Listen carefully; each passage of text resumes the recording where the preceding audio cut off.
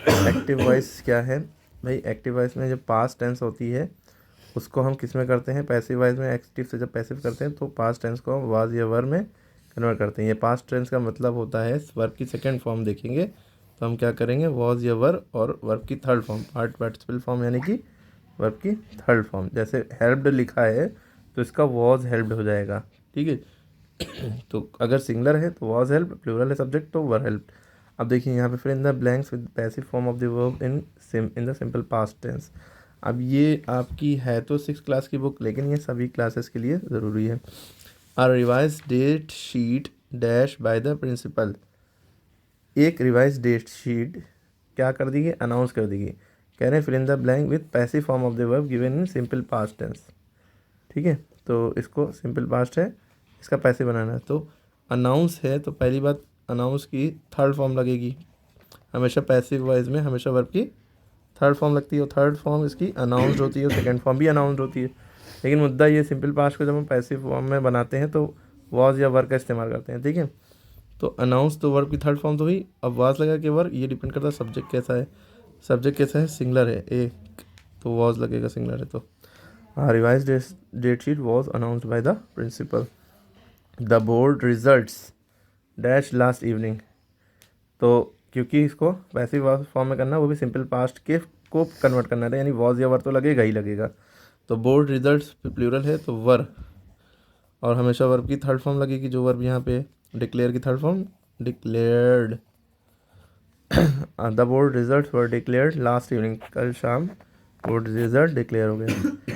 Radium dash is madam Curie.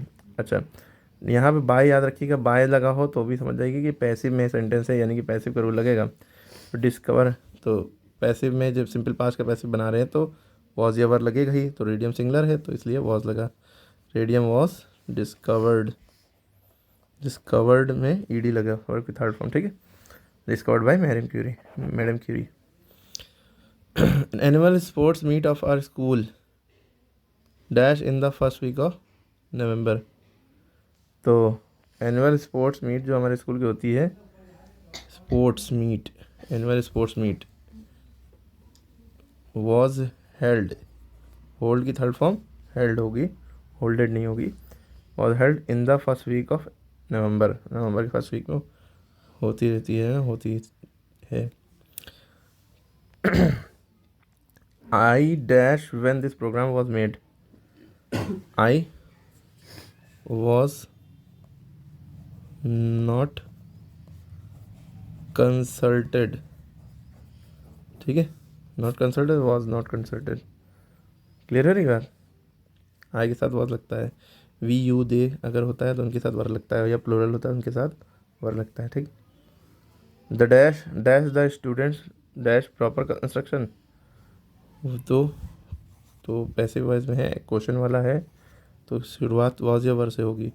तो students plural है तो वर लिखा जाएगा। अगर एक स्टूडेंट होता तो वॉज लिखा जाता है। वर द स्टूडेंट, और गिवन वर्ब की थर्ड फॉर्म लगेगी, गिव की थर्ड फॉर्म गिवन होती है, ठीक।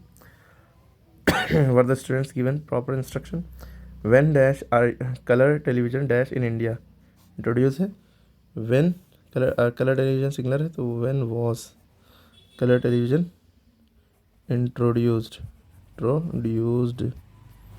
इन इंडिया, ठीक है। Who dash the procession by lead, who was the procession led by या लीड बाय, ठीक है। क्लियर हो गई? सारे टाइप के पैसिव वॉइस इसकी समझ में आ गए। अब इसके आप खुद से करके बताइए कमेंट में।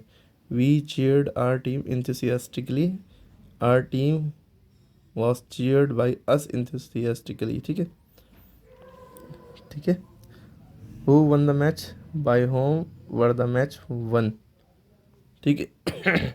Was the match won, by whom was the match one.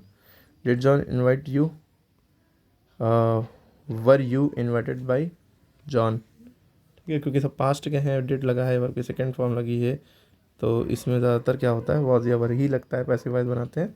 ये सारे ट्राई करिए, ओके।